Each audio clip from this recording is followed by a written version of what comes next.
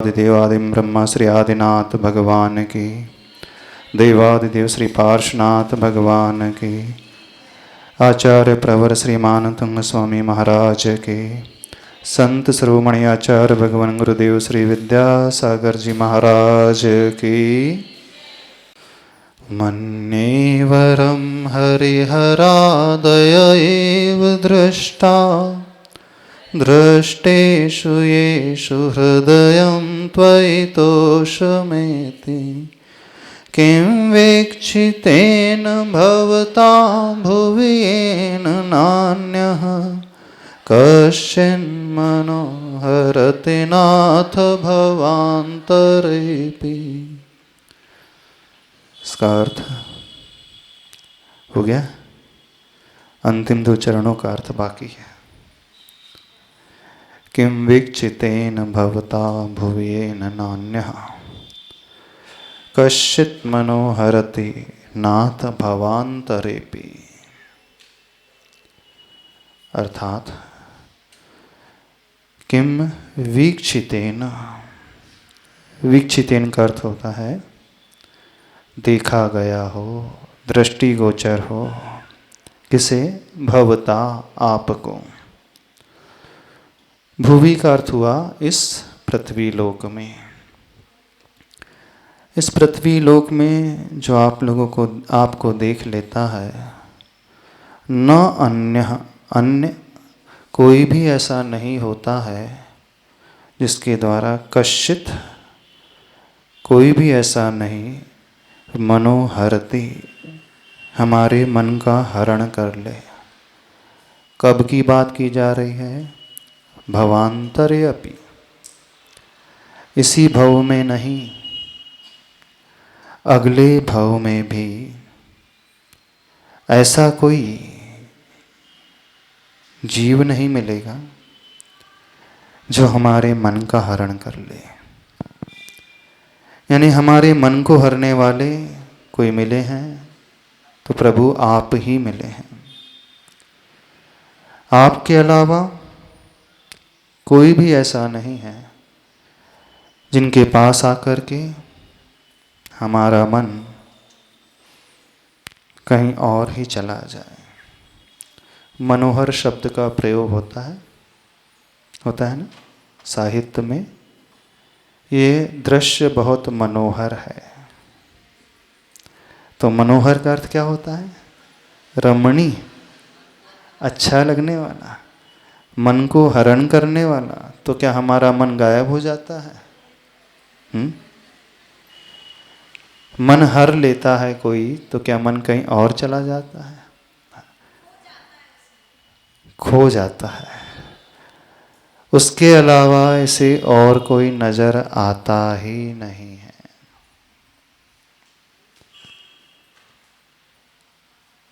बस वही झूलता है और आंखों में कोई नजर नहीं आता।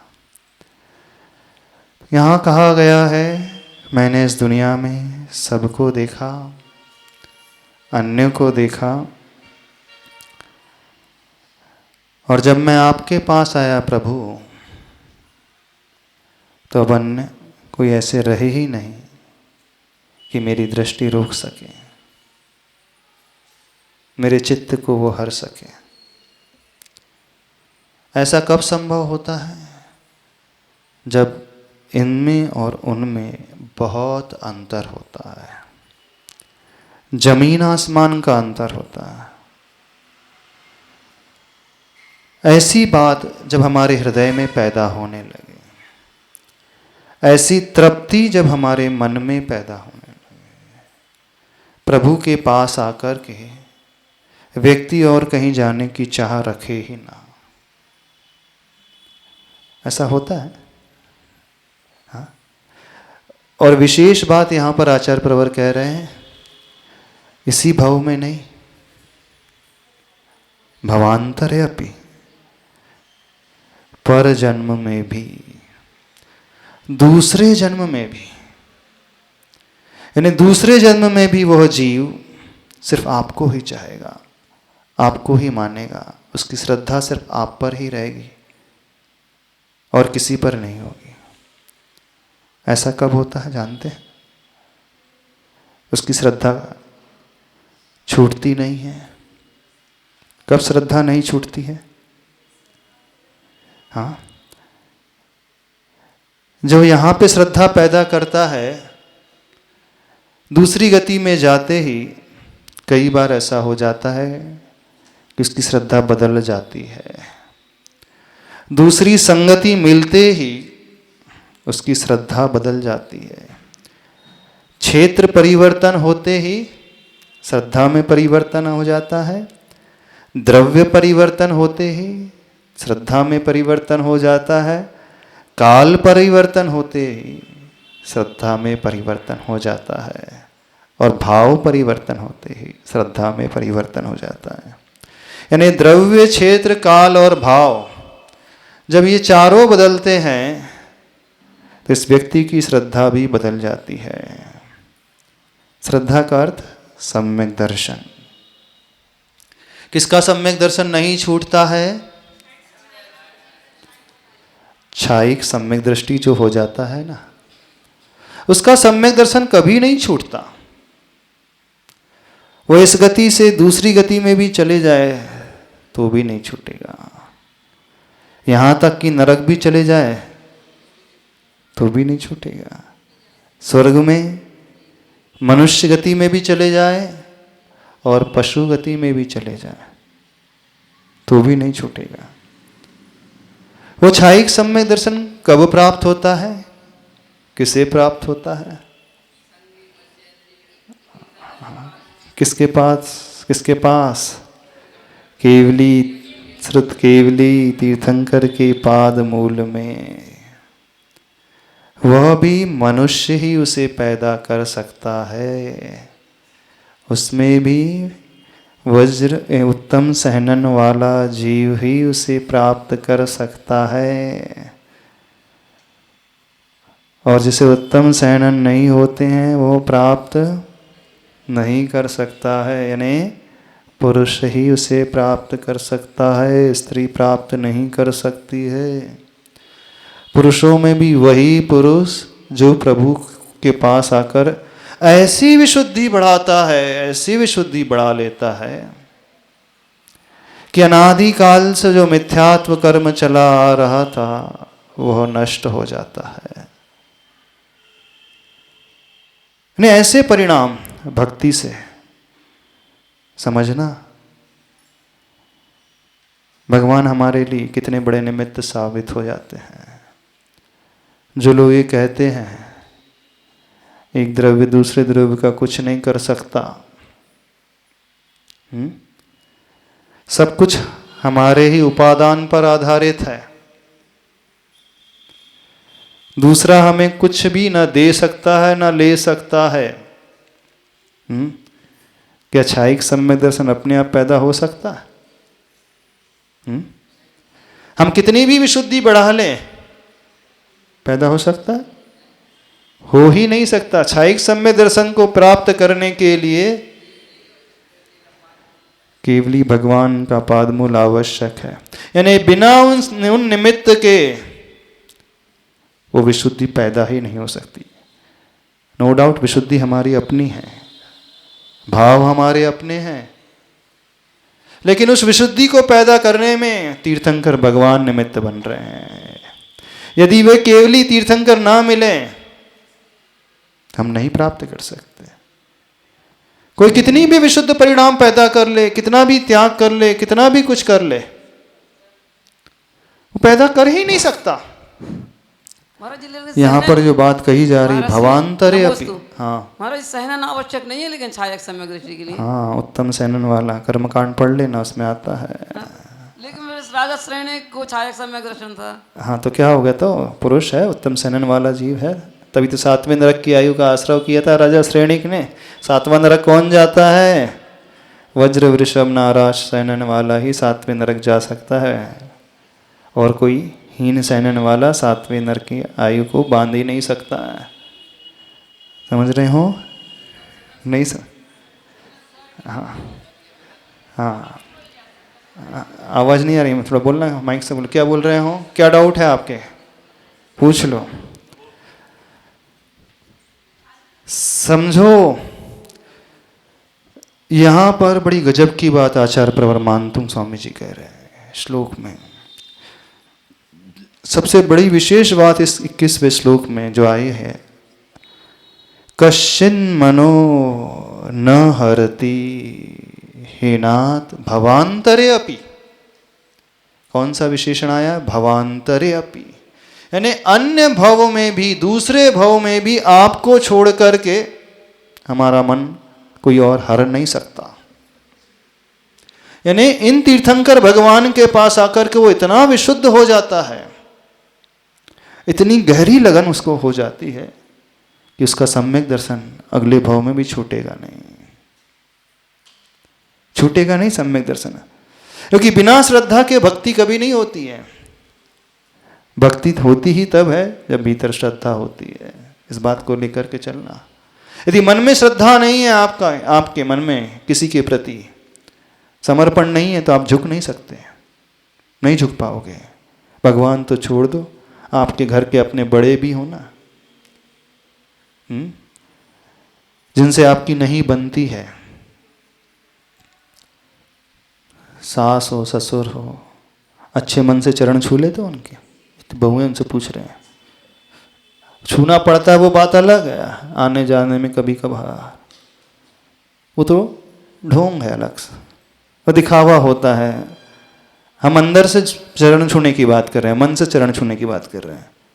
जितनी बहुएं हैं, जब आपकी सासू से नहीं पटती है, कोई बड़ा फंक्शन होता है तो आप चरण छूते हो?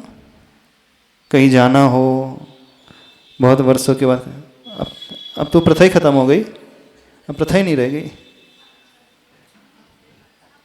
छूते हैं। लेकिन कौन छुएगा इस बात को समझना, जिसके मन में श्रद्धा होगी अपने बड़ों के प्रति। और श्रद्धा नहीं है तो वो नाटक अवश्य कर लेगा, दिखावा कर लेगा झुकने का, लेकिन अंदर से नहीं झुकेगा।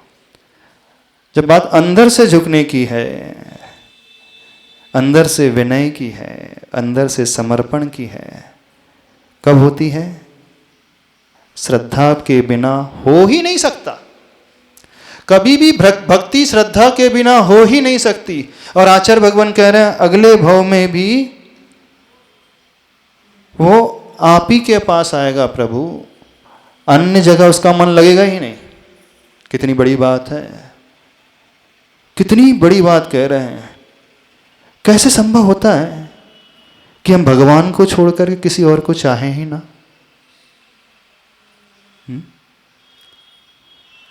ऐसे विशुद्धि बढ़ जाती है आप लोगों की। चलो, ये आचार्य प्रवर मानतुंग स्वामी तो पंचम काल में ही हुए हैं ना, पंचम काल के हैं, तो कैसे उनकी विशुद्धि बढ़ गई होगी? क्या भीतर परिणाम पैदा होता है, और क्या वो प्रभु को किस दृष्टि से वो देखते हैं, और प्रभु किस प्रकार से। कभी हमने ऐसा देखा है? एक तरीका बताते हैं आप लोगों को विशुद्धि के पकड़ने का, बड़ा अच्छा तरीका है। आप समझना आपके भीतर विशुद्धि पैदा होते कि नहीं। आचार्य प्रवर पूज्यपाद स्वामी जी, उन्होंने लिखा है, भगवान के पास आकर के यदि आपका कंठ अवरुद्ध हो जाए, नेत्रों से अश्रु की धारा बहने लगे, कैसे? रोम रोम पुलकित होठे, रूपम ते निरुपादि सुंदरमिदं पश्यन् सहस्रेक्षणः, प्रेक्षा कौतुककारी कोत्र भगवन्नोपस्थान्तरम्, वाणीं गदगदयन् वपुः पुलकयन् नेत्रद्वयं श्रावयन्। क्या उन्होंने कहा? वाणीं गदगदयन्, शब्द अंदर के वाणी वो गदगद भाव से भर उठे। वाणीं गदगदयन् वपुः पुलकयन्, वपु का अर्थ है शरीर, शरीर एकदम पुलकित हो उठे, और दोनों ही नेत्रों से अश्रु की धारा। प्रेक्षा कौतुककारी कोत्र भगवन नोपैस्ति वस्थांतरम। ऐसा व्यक्ति उस विशुद्धि को लेने वाला होता है। कैसे प्रभु का रूप देख रहा है? रूपम ते निरुपाधि, यानी उपाधि से रहित प्रभु आपका रूप है। यानी प्रभु के पास कोई उपाधि नहीं है।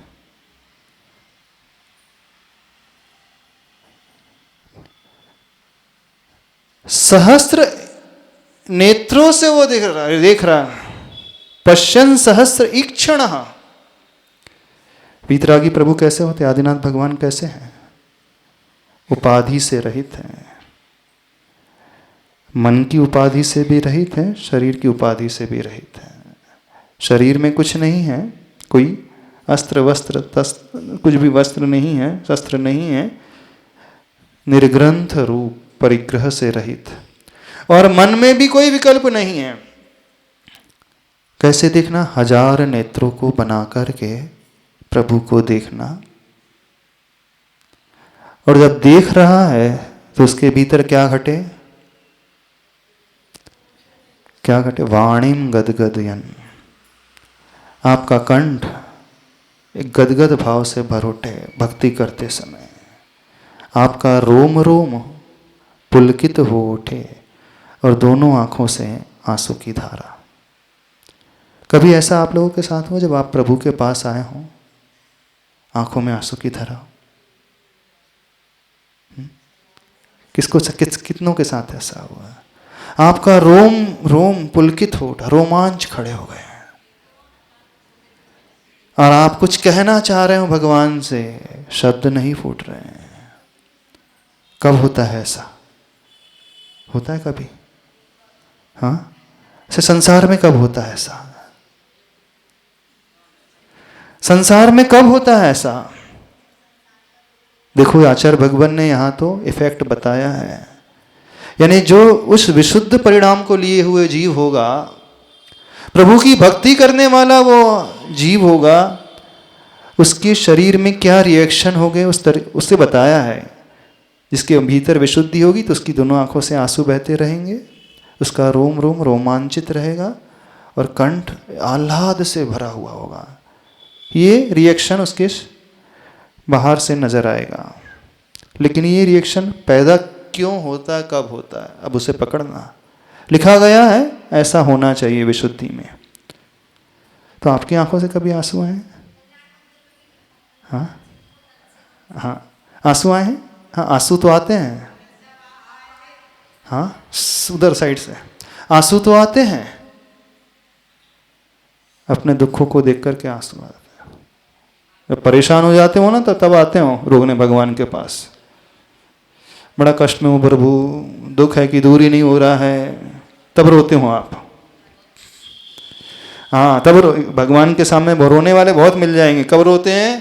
जब परेशानियां हैं बहुत सारी, गरीबी है बहुत सारी, केस चल रहा है, तब बेटे का स्वास्थ्य खराब है, तब बेटा सुनता नहीं है, मानता नहीं है, तब वो रोने की बात नहीं चल रही यहाँ पे। लेकिन इन आंसुओं में और विशुद्धि के आंसुओं में जमीन आसमान का अंतर है। केमिकल कंपोजिशन में अंतर रहेगा। यदि हम अपने दुख को देख करके प्रभु के आगे रो रहे हैं, उस आंसू की लैब टेस्टिंग कराई जाए। सुनना ध्यान से। और जब हमारे मन में विशुद्धि का भाव पैदा हो रहा है प्रभु के पास आकर के, उन आंसुओं की लैब टेस्टिंग कराई जाए। तो दोनों की लैब टेस्टिंग में अंतर रहेगा। बताना हमें। केमिकल कंपोजिशन में अंतर रहेगा। हो सकता है केमिकल कंपोजिशन में आंसुओं में अंतर ना है, लेकिन क्वालिटी कंपोजिशन में जमीन आसमान का अंतर रहेगा। द्रव्य से उन आंसुओं में कोई अंतर नहीं आएगा, क्योंकि अश्रु ग्रंथि वही होती है ना। आंसू जहां से निकलते हैं, वो ग्रंथि जो होती है, ग्लैंड्स जो होते हैं, टीयर ग्लैंड्स जिसे कहा जाता है, आंसू कब आते हैं, कहाँ से आते हैं हमारी आंखों में? आप पानी पीते तो आंसू आते हैं, टीयर ग्लैंड्स होते हैं, अश्रु ग्रंथि होती है, उन ग्लैंड से वो आंसू निकलते हैं। अब वो आंसू क्यों निकल रहे हैं, किस पर्पस को लेकर के निकल रहे हैं, उस बात को लेकर पकड़ना है। तो जब व्यक्ति दुखी होता है तब भी भगवान के पास आकर के वो रोता है ना, पर उन आंसुओं की बात बिल्कुल नहीं चल रही है।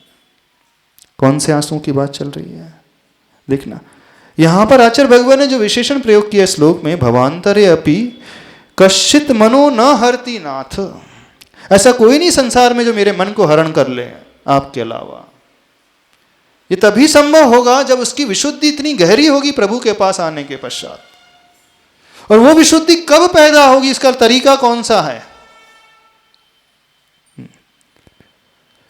जब हमारी आत्मीयता प्रभु से होगी। आप कब रोते हैं? जब कोई आपका अपना आत्मीय बहुत अभिन्न मित्र होता है, अथवा जिससे बहुत ज्यादा लगाव होता है, बहुत ज्यादा जुड़ाव होता है, जिसके बिना आप जी नहीं सकते। यदि उससे कुछ हो जाए तो आपका ब्लड प्रेशर भी हाई लो होने लगता है, दिल की धड़कनें भी तेज हो जाती हैं। मान लीजिए आपका बेटा है, बहुत दूर है, दूसरे शहर में रह रहा है, पढ़ रहा है, हाँ, और कोई सुने कि उसके साथ कुछ दुर्घटना घट गई, तो क्या होगा? माँ को क्या होगा? आंसू आ जाएंगे, आ जाएंगे। और एक्सीडेंट बहुत सीरियस है सपोज, मान लो, तो क्या होगा? आंसू आएंगे कि और भी कुछ हो जाएगा? मूर्छा में भी जा सकती है माँ। कैसे चले गई, कैसे चले गई मूर्छा में? अथवा क्यों आंसू आ जाते हैं? ब्लड प्रेशर क्यों बढ़ने लगा? आत्मीयता है उससे, लगाव है उससे, भले ही वो बहुत दूर है, बेतार का तार जुड़ा है ना। उसमें दूरी मायने नहीं रख रही। भले ही वो अमेरिका चला गया हो पढ़ने के लिए और आपको पता चले अचानक कि उसका एक्सीडेंट हो गया है, 15,000 किलोमीटर की दूरी भी कोई मायने नहीं रखेगी, आंसू आ जाएंगे। क्यों? आत्मीयता। अथवा चलो ठीक है, दूसरा एग्जाम्पल लेते हैं, जो 10 साल से बेटा आया नहीं, 10 साल बाद आपने सुना कि बेटा आ रहा है, और सुना भी नहीं, अचानक 10 साल बाद आपके घर की घंटी बजती है दरवाजे की, और सामने आप अपने बेटे को देखते हैं, तो क्या हो जाएगा? आंसू आ जाएंगे एकदम।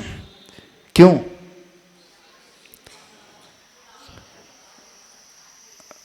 अच्छा, वही बेटा रोज रोज आ जाएगा, फिर उतने ही बजे रोज आ रहा है, अगले दिन भी रात को 10 बजे आकर के कहे डोरबेल बजा रहा है, दूसरे दिन भी आ जाएंगे, तीसरे दिन आ जाएंगे आंसू। अब रुकिए, आपके पास आकर के रुक गया वो। चलो एग्जाम्पल ले रहे हैं। हाँ, उसने सोचा कि उसने वो है कि मैं 1 महीने तक आपके पास ही रहूंगा, तो वो डेली रात को 10 बजे लौट करके आ रहा, घूम फिर करके आ रहा, दोस्तों से मिल करके आ रहा है। कितने दिन तक आंसू आएंगे? हाँ, बेटा तो वही है ना आपका। कितने दिन तक आएंगे आंसू? एक ही बार आएंगे, रोज रोज नहीं आएंगे कि थक जाओगे आप रोते रोते। समझना, उस बात को पकड़ने की कोशिश करना। जब पहली बार आपकी आंखों में आंसू आए थे तो क्यों आए थे? तो क्या जब तीसरे दिन तक आपका जुड़ाव खत्म हो गया बेटे से? आप कह रहे थे ना, हमारी आत्मीयता थी, मोह था बेटे से, इस कारण हमें आंसू आ गए थे। तो 10 साल बाद मिला तो आपकी आंखों में आंसू आ गए। अब वो आपके पास ही रुक गया है, अथवा 1 महीने के लिए आपके पास आ गया है, रोज 10 बजे रात को आ रहा है, फिर क्यों नहीं आ रहे हैं? तो क्या जुड़ाव कम हो जाता है रहते रहते?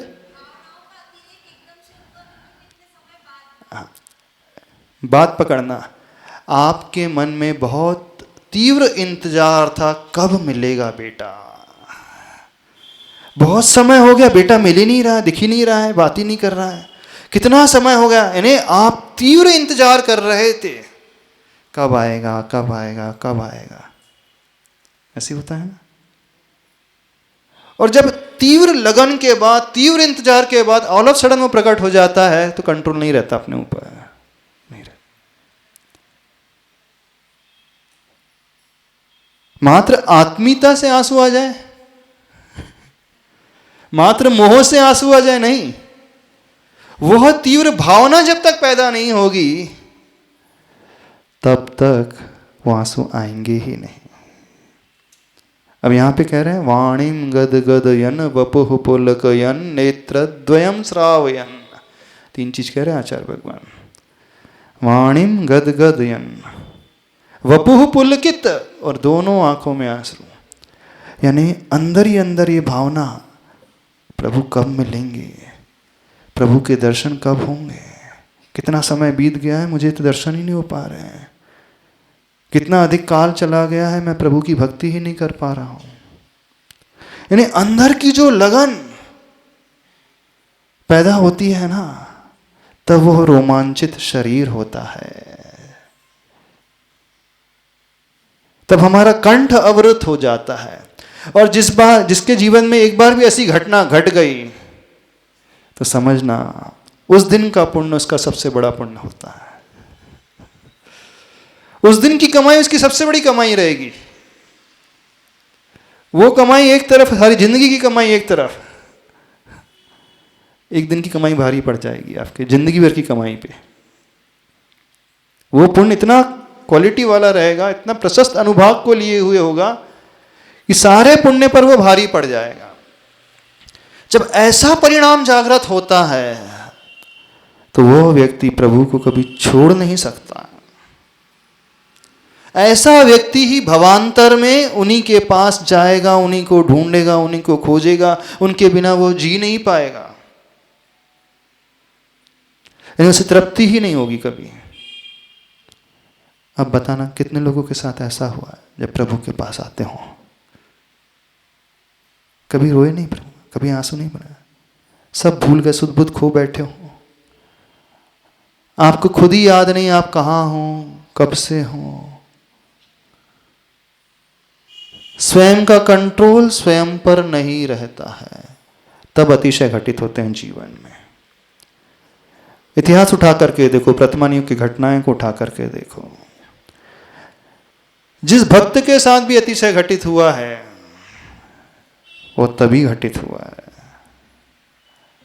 अन्यथा वो अतिशय घटित नहीं होते हैं। तो ऐसी विशुद्धि छायिक सम्यक दर्शन को प्राप्त करने के लिए आवश्यक होती है, जहां तक हम समझते हैं। तीव्र अंतरंग का परिणाम, विशुद्ध परिणाम छायिक सम्यक दर्शन के लिए निमित्त बन जाता है,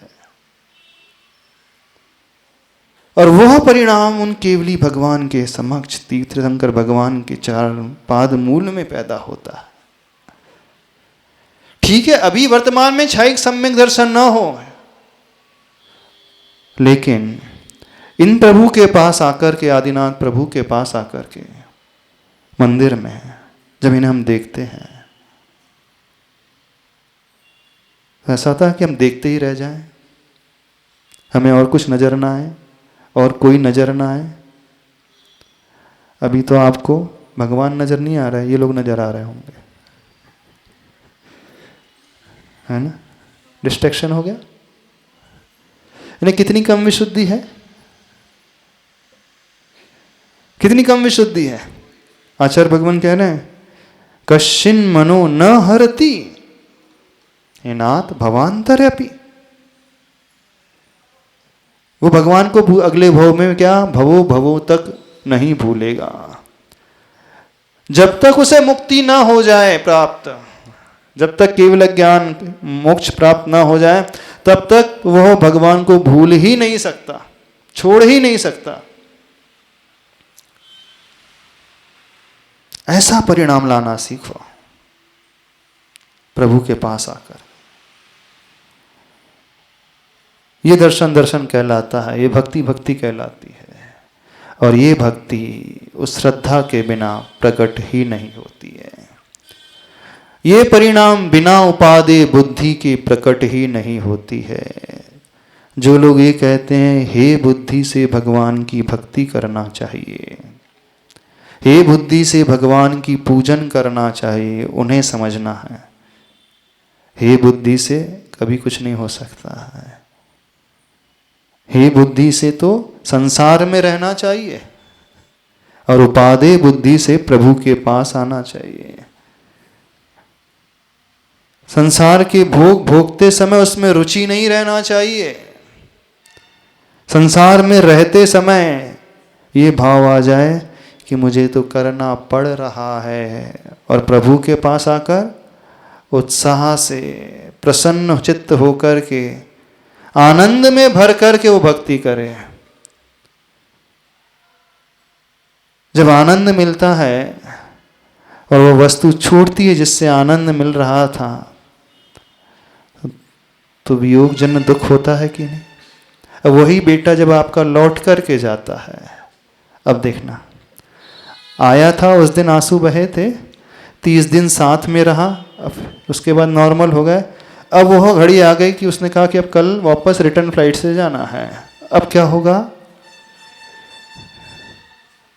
अब फिर से आंसू आ जाएंगे।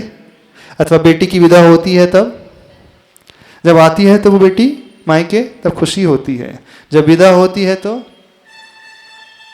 कितने बार तक, कितनी विदाओं में दुख होता है माँ को, एक ही 2 विदा तक, उसके बाद नहीं होता ना, एक ही बार में दिवस। पहली विदा में थोड़ा सा खुशी होती है, पहली विदा में वो लौट के तभी दुख होता है, फिर उसके बाद फिर तब संसार का नियम है, फिर तो चलते रहता है, ऐसे ही होता है।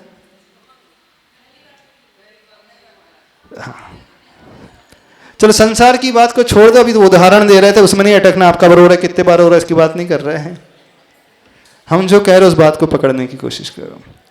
देखना, जब बेटा आया था तब आपकी आंखों में आंसू थे, और वो बेटा लौट करके जा रहा है तब आंसू आ गए, विकल्प होने लगा, वियोग का विकल्प होने लगा। तो जीवन में एक वो क्षण जब हम प्रभु के पास आए, प्रभु के दर्शन करें, प्रभु की भक्ति करें, उस समय इतना गहरा डूब जाए कि अपने आप को ही भूल जाए, तन्मय हो जाए, प्रभुमय हो जाए, उस रूपमय हो जाए। जैसे वह शक्कर दुग्ध में अपने आप को खो देती है। जब दूध में शक्कर डाली जाती है, मिलाया जाता है, थोड़ी देर बाद वह शक्कर कहाँ चली जाती, कहाँ गायब हो जाती। पहले दूध अलग था, शक्कर अलग थी, अब 2 नहीं रहे, अब 1 रह गया। 2 अस्त हो गए, अब 1 ही बचा। आचार्य भगवान ने बहुत अच्छी परिभाषा बताई थी, बोले दोस्त कौन होता है, जहां 2 अस्त हो जाते हैं और 1 ही रहता है, वह दोस्त कहलाता है। क्या कहा, जहां 2 अस्त हो जाते हैं और 1 ही रहता है, वो दोस्त है। यानी दोनों में कोई भेद भिन्नता ही नहीं रहे, दोनों एक जैसे ही हो जाएं, दोनों के विचार एक जैसे ही हो जाएं।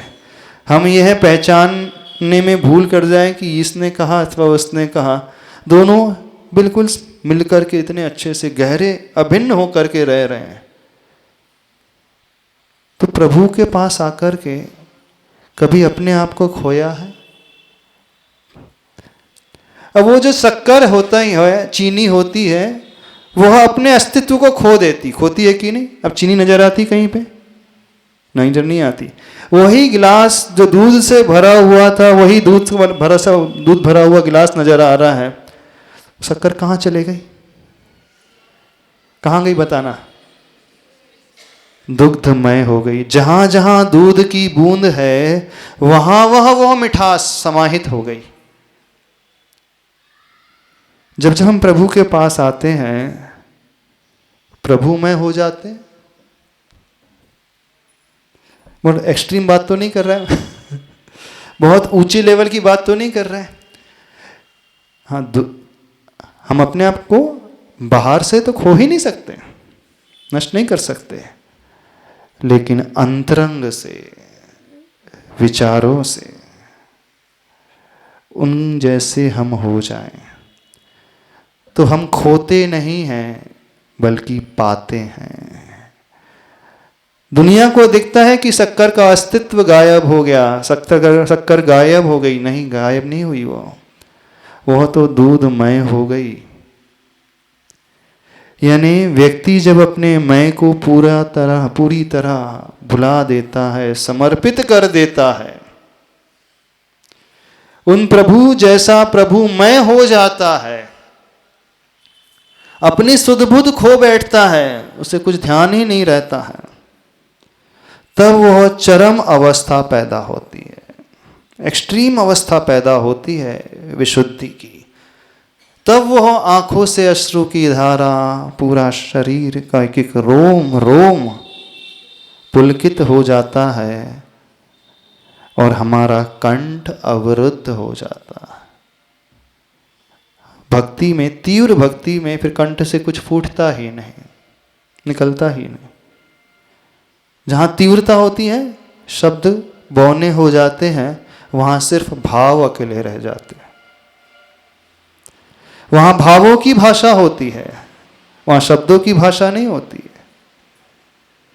जब तीव्र अतिरेक हो जाता है, होता है ना, ये आपने बेटे को देखा, 10 साल बाद आया था, बेटा आपसे कुछ कहना चाह रहा हो और आप भी उससे कुछ कहना चाह रहे हो, थोड़ी देर के लिए क्या होता है, शब्द ही नहीं फूटते, टोटल साइलेंस, ऐसे होता है। आप ऐसा नहीं कि चाह नहीं रहे, चाह रहे हैं, भाव अंदर से हो रहे हैं कि उससे कुछ कहूं, और वो भी सोच रहा है कि मैं भी कुछ कहूं, लेकिन कह नहीं पाते हैं। पर वो विशुद्धि होती एकदम अलग ही प्रकार की। अब बताना कितने लोगों के साथ ऐसा घटित हुआ है जब प्रभु के पास आए हों, बस भगवान ही नजर, आदिनाथ प्रभु नजर आ रहे हैं, कोई नजर ना आए। हुआ कभी? नहीं होता, नहीं होता। फिर क्या देखा भगवान को, कैसे देखा? होता कब है? जब हम बार बार उसके बारे में सोचते हैं, अंदर से भावना बताते, नहीं मुझे जाना है, मुझे बेटे को देखना है, मुझे बेटे से मिलना है, कब वो आएगा, कब वो आएगा। ऐसे ही भगवान के साथ जब बार बार ये भाव पैदा होते हैं, बहुत देर हो गई, बहुत समय हो गया, वो विशुद्धि पैदा ही नहीं हुई। अब देखने की बात नहीं चल रही, बहुत साल हो गए, वैसी विशुद्धि तो पैदा ही नहीं हुई, वैसे तो भाव पैदा ही नहीं हुए। कौन सी वो घड़ी आएगी जब मैं उन भावों से भर उठूंगा? ये एक दिन का परिणाम कभी नहीं होता है। यदि आप ये सोच कर के आओ कि आज भगवान के पास मुझे आंसू बहाना है, हाँ, आपने ठान लिया है, बोले महाराज जी ने बहुत समझाया, बोले आज, हाँ, भक्तामर की क्लास में महाराज जी ने बहुत समझाया कि भगवान के पास रोना है और रोम रोम खड़े होना चाहिए और कंठ अवरुद्ध हो जाना चाहिए, वाणिम गदगदयन। तो आप क्या अमृतांजन बाम लगा करके आ जाओगे और कुछ ऐसी जेल लगा लोगे ताकि आपके बाल खड़े हो जाए हाँ हाँ, और ऐसा कोल्ड ड्रिंक पी के आ जाओगे कि कंठ से शब्द ही नहीं फूटे। बोले महाराज जी हो गया, देखो शब्द भी नहीं निकल रहा था बाल खड़े हो गए, रोम खड़े हो गए और आंखों में पानी भी आ गया। ऐसे कभी सोच करके हो जाएगा ऐसा? आप सोचिए कल 8 बजे ऐसे रोना है कल सवेरे 8 बजे अथवा सवेरे 5:45 बजे 5:30 बजे मंदिर आओ तो ऐसे ही रोना है, मुझे ऐसे करना है। एक दिन का परिणाम होगा ही नहीं कभी। ये आपके वर्षों की प्रतीक्षा थी बेटे के लिए, आपकी कई दिनों की भावना थी उस पुत्र को देखने की, ये कई दिनों की अभ्यास का परिणाम, वो लगन का परिणाम। तो अंदर ही अंदर ये भावना भाना शुरू करे कि नहीं वो कब घड़ी आएगी कि मैं भी प्रभु के पास आकर के ऐसे ही भक्ति कर सकूं, ऐसे ही उन्हें देख सकूं, ऐसे ही उन्हें निहार सकूं, ऐसे ही विशुद्ध भाव मेरे भीतर पैदा हो जाए। यानी अंदर ही अंदर जब तक वो प्यास नहीं जागृत होगी तब तक होगा ही नहीं। तो उस प्यास को जगाना सीखो,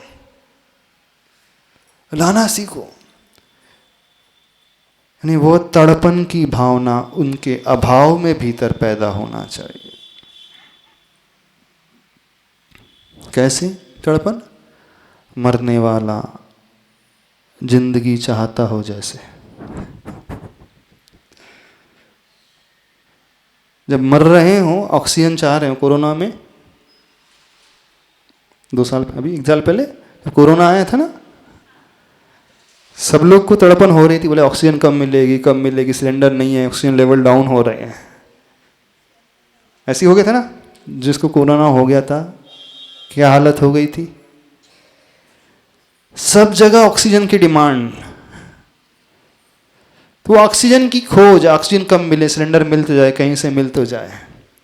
और वो नहीं मिलता तो लोगों को भय था कि अब तो गया मैं। यही भय था कि नहीं? अंदर से डर था कि अब तो गया, वो ऑक्सीजन लेवल डाउन हो जाएगी, मैं तो जी ही नहीं पाऊंगा। तो वो अंदर से ऑक्सीजन पाने की भावना, तीव्र लगन प्रभु के प्रति हुई कभी? वो तड़पन कितनों के मन में हुई? कोरोना में तो हो गई, परवश होकर के होते हुए तड़प गए आप लोग। कोरोना काल में हाँ ऑक्सीजन नहीं मिल रही है, ऑक्सीजन लेवल डाउन हो रही है, तब तो तड़पन पैदा हो गई। लेकिन प्रभु नहीं मिल रहे हैं, बहुत दिन हो गए, बहुत साल हो गए, वो विशुद्धि पैदा नहीं हो रही, बहुत समय व्यतीत हो गया। कितनों के मन में पैदा हुई? बस वो भाव लाना सीखो, वो तड़पन लाना सीखो, क्योंकि बिना उसके ये परिणाम जागृत ही नहीं होंगे। या जो आचार्य भगवान लिख रहे हैं ना, किम वीक्षितेन भवता भुवि येन नान्यः कश्चिन मनोहरति नाथ भवांतरेपि। ऐसे वैसे नहीं होता है कोई जो अगले भाव में भी प्रभु को नहीं भूल रहा है।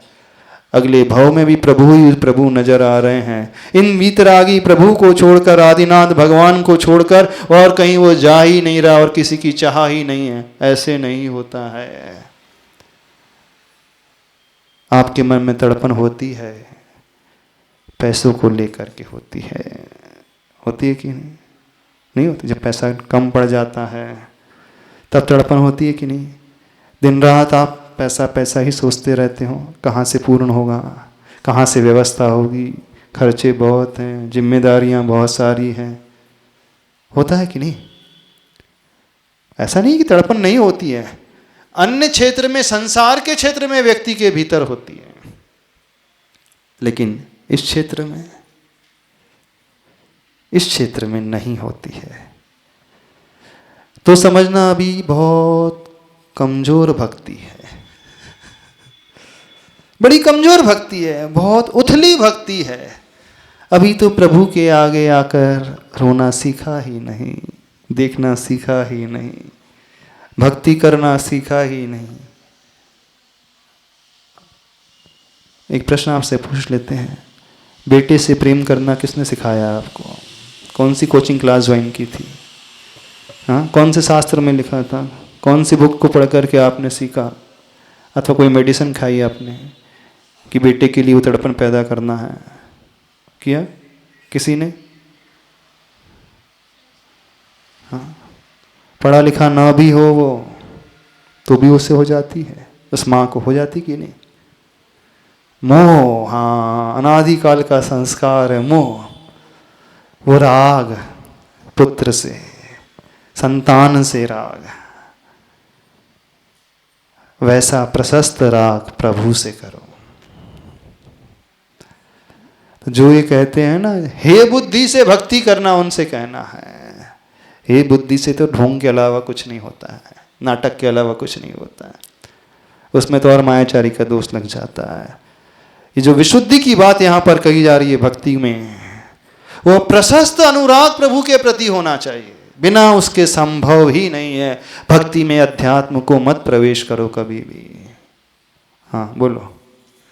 नमोस्तु महाराज जी। महाराज जी, हाँ चालू है। जो अभी आपने डिस्क्राइब किया कि वर्षों की तड़फन और बहुत प्रतीक्षा के बाद जो चीज़ मिलती है तो उसके प्रति सडनली भावनाओं का अतिरेक आता है। नहीं, उदाहरण में वर्ष वर्ष आ गए थे। हाँ, मतलब जो भी हो, पर यहाँ पर कोई आवश्यक नहीं है कि हमको भगवान के पास आकर के वो विशुद्ध जल लाने के लिए वर्षों इंतजार करना पड़ेगा। नहीं वो तो चंद दिनों में नहीं, चंद घंटों में नहीं, चंद मिनटों में भी हो सकता है। वो मछली की तड़पन वर्षों की प्रैक्टिस के बाद नहीं होती है, जब वो जल से निकल करके भूमि में आ जाती है। सुनना, वो तो अंदर से डिमांड कर रही है, उसकी बॉडी का रोम रोम डिमांड कर रहा है, आत्मा का एक प्रदेश प्रदेश डिमांड कर रहा है उस ऑक्सीजन की। वो तो तात्कालिक वहां से निकलने पर कर जाती है, अपनी स्थिति ऐसी बना लेती। तो अंदर से यदि हम वैसा भाव ला ले 10 मिनट में भी हो सकता है। हाँ पूछो। वो वही था कि जैसे 11 वर्षों की प्रतीक्षा के बाद जिस दिन भगवान पूर्ण रूप से भगवान के रूप में प्रतिष्ठित हुए, उस दिन भगवान के दर्शन करते समय जो विशुद्धि, जो एक मतलब जो भावातिरेक था, वो प्रतिदिन दर्शन करते समय वही चीज कैसे आनी चाहिए? प्रतिदिन दर्शन करते समय कैसे आना चाहिए? अब आप है ना बोर हो जाते हो, भगवान तो अपने को मिल ही गए हैं। टेकन फॉर ग्रांटेड जैसा क्यों आ जाता है? हाँ। वही चीज क्यों नहीं कि मैं 11 हमने जितनी प्रतीक्षा करी थी वही हमको रात भर की प्रतीक्षा के बाद सवेरे भगवान मिले। हाँ। तो वो कैसे आना चाहिए? वो कैसे आए? तो अंदर की ललक से आएगा, वो अंदर के उस अनुराग से आएगा। गहरा जब तक वो प्रशस्त अनुराग नहीं होगा प्रभु के प्रति, वो हो ही नहीं सकता, उसके बिना संभव ही नहीं है। हम आते हैं इतने वर्षों के पश्चात प्रभु मिले, मान भी ले दी, उस समय हमारे भाव बहुत अच्छे हो गए, उस दिन रोना भी आ गया, आंखों में आंसू भी आ गए। उसके बाद हम समझते हैं कि अब हमारा काम पूरा हो गया। अब हमारा माइंड, सुनना, अब हमारा माइंड क्या सोचता है? अब जिसका इंतजार था वो इंतजार की घड़ियां अब समाप्त हो गई, अब हो गया, सब कुछ हो गया। लेकिन जाते समय भी वो वियोग जन्य दुख वो लाना सीखो। अब वो कैसे लाए?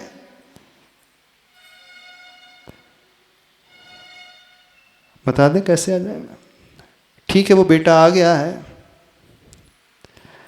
तीसरे दिन उसका हाथ मान लो चाकू से कट जाए, हाँ तो भी आ जाएंगे।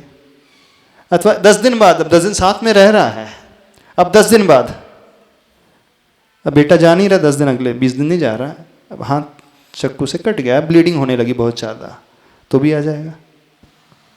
आ जाएगा। अब क्यों आ गया? मोह तो यथावत है ना। नहीं, कारण पकड़ना, क्यों आ गया? अब जो आया अंदर ये भाव पैदा हुआ, कहीं इससे वियुक्त तो नहीं हो जाएगा, डर, एक भय, कहीं मुझसे छूट तो नहीं जाएगा। देखो उसको लॉजिक पकड़ो, कहीं कुछ दुर्घटना, बड़ी घटना कुछ ऐसा ना हो जाए कि ये मुझसे दूर ही चला जाए। यानी अंदर से साइकोलॉजी रोल प्ले कर रही, वो क्या? वियोग की, छूटने की, बस। तो वो वियोग का भाव, छूटने का भाव जब यहां से जा रहे हो तो भी आंखों में आंसू आना चाहिए। प्रभु आपको छोड़ करके जाना पड़ रहा है। हाँ अच्छा, तब तो जल्दी रहती, तो घर जाना है। यानी वियोग का दुख नहीं हो रहा है। अब देखना, वियोग का दुख नहीं हो रहा, क्या हो रहा है? अब संयोग की खुशी हो रही है, अब जाकर के बेटे से मिलना, रसोई में ही करना है, भोजन को करना है। यानी अब थोड़ी देर के बाद पुनः वो संयोग का भाव, अब वो अनुराग नया सिरे से नए व्यक्ति से पुनः बढ़ने लगा। हाँ,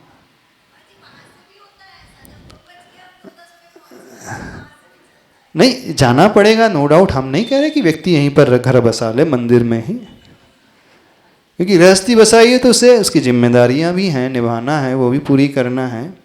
और जाए भी, वो मना नहीं किया जा रहा है कि न जाए, जाए, लेकिन जाते समय बड़ा विकल्प होना चाहिए उससे। मुझे जाना पड़ रहा है प्रभु को छोड़ करके, बड़ा दुख हो रहा है, जाए वो, ये सोच करके वो जा रहा है तो भी बहुत कमाएगा वो, बहुत इनकम हो जाएगी उसकी। भले ही 10 मिनट के लिए रुक रहा है, 15 मिनट के लिए रुक रहा है, उसे बहुत दूसरा काम है, अर्जेंट काम आ गया, उसके बिना नहीं चल सकता, जाए, मना नहीं किया जा रहा कि ना जाए। लेकिन जाते वक्त अंदर में ये भाव, देखो प्रभु कैसा हूं मैं, आपको छोड़ करके जाना पड़ रहा है, तो भी विशुद्धि बहुत बरकरार रहेगी। अब ये होगा कैसे? तो ये बिना अनुराग के तो होगा नहीं। अब वो अनुराग कैसे पैदा करना? तो जैसे आपने अपने बेटे के प्रति किया था वैसा करो। अब तो करना तो स्वयं ही होगा। अब ये हम नहीं सिखा पाएंगे कि कैसे अनुराग करो भगवान से, बता दे, थोड़ा सा भी बताने की कोशिश करते हैं। जब आपको संसार असार सा लगने लगेगा ना, ये जी का जंजाल लगने लगे ना घर, जब ऐसा प्रतीत होने लगेगा तब आपका अनुराग भगवान से अंदर से बढ़ने लगेगा। अभी आपको वो जी का जंजाल नहीं लग रहा है, आपका घर परिवार नहीं लग रहा ना, घर कारागृह वनिता बेड़ी परिजन है रखवा, लगता है घर जेल लगता है, कारागृह लगता है। वो वनिता, वो सुंदर स्त्री, वो सुंदर पुरुष बेड़ी लगती, लगती किसको लगती? हथकड़ी लगती पति, लगती नहीं लगती, किसी को नहीं लगता। तो जब तक ये जंजाल स्वरूप प्रतीत नहीं होगा तब तक उनसे अनुराग होगा ही नहीं, बिना उसके ये संभव ही नहीं है। अब आप चाहते हो कि वो भी ना छूटे और ये भी मिल जाए, कैसे संभव? हाँ, कैसे संभव है? दोनों ही हाथ में लड्डू बने रहे, भगवान से भी वैसा ही अनुराग। एक म्यान में 2 तलवार नहीं रह सकती, या तो भगवान रहेंगे या परिवार रहेगा। तो महाराज जी फिर मार्ग तो 2 है ना, गृहस्थ भी और हाँ, तो इस कारण गृहस्थ को मुक्ति नहीं होती ना, एक म्यान में 2 तलवार नहीं रह सकती। तो फिर क्यों बताए फिर 2 मार्ग? तो नहीं, तो परंपरा वाला मार्ग है, पैसेंजर वाला मार्ग है, धीरे धीरे चलने वाला मार्ग है, स्ट्रेट नहीं। स्ट्रेट तो संभव ही नहीं। कुल मिलाकर के क्या निष्कर्ष निकल रहा है? भगवान से वैसा अनुराग रखो जिससे आपकी विशुद्धि बढ़ सके और कहीं आपकी विशुद्धि ना पैदा हो।